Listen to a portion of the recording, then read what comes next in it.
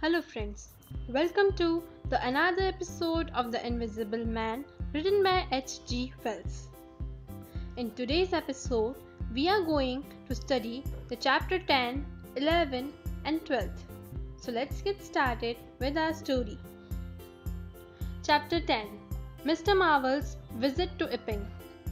At first, the village people of Epping panicked after the Invisible Man showed himself or didn't show himself. But after a while, people relaxed and went back to the festival. Soon though, another stranger comes to the Epping, which is Mr. Marvel. This new guy acts suspiciously around the coach and horses. For instance, Huckster, the shop owner, sees this guy waiting outside a window of the inn, holding a bag. So Huckster runs after the guy, yelling, "Thief!" But before he can catch the man, something trips Huckster and knocks him down. Chapter 11, In the Coach and Horses. Dr. Cuss and the Vicar Bunting are going through the Invisible Man's papers, including his diaries.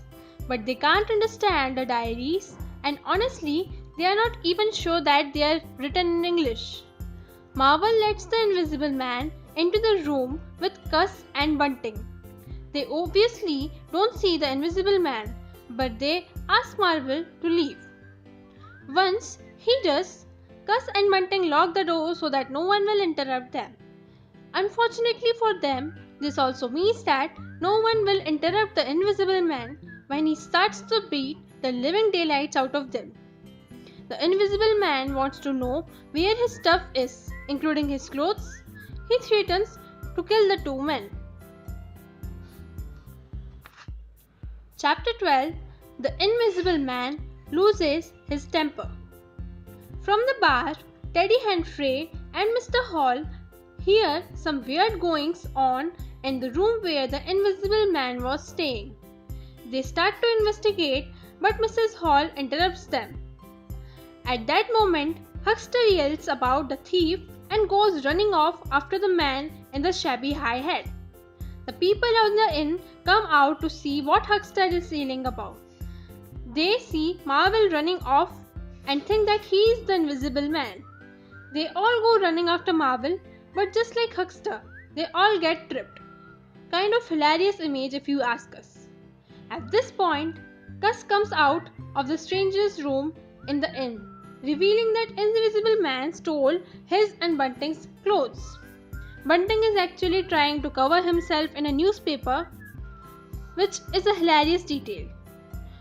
Once again, the Invisible Man starts beating people up and breaking things. His temper at no time is very good. Seems to have gone completely at some chance blow, and forthwith he set to smiting and overthrowing for more satisfaction of hurting.